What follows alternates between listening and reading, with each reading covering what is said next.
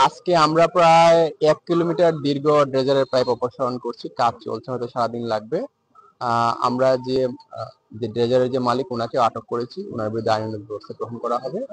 এবং আমাদের ধারণা ছিল গতকালকেই আসলে সব ধরনের পাইপ বিনষ্ট করা হয়েছে এবং সব বন্ধ হয়ে গেছে, কিন্তু আজকে সকালে খবর পেলাম এখানে, এবং আশা করি আজকের পর থেকে কেউ আর এই অন্যায় কাজে সাহস পাবে না এই উপজেলা।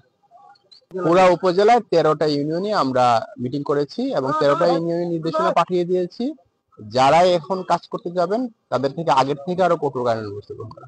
আমরা 12টি পুকুর শনাক্ত করেছি যেগুলা বিভিন্ন সময় ভরাট হয়েছিল।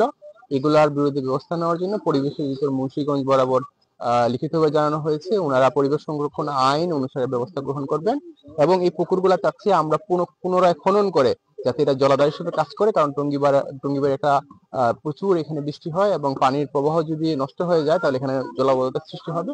এই কারণে আমরা পরিবেশ অধিদপ্তর সহযোগিতা চেয়েছি।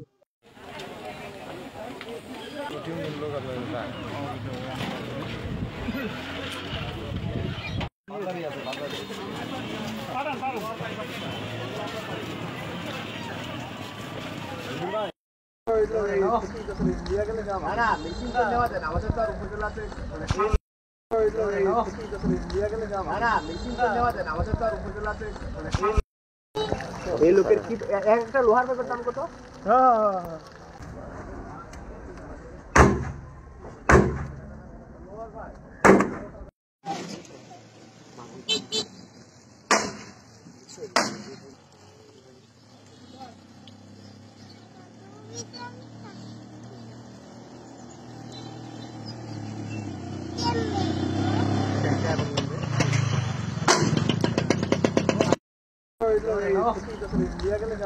মেশিন নেওয়া যায় না, আমাদের তো আর উপজেলাতে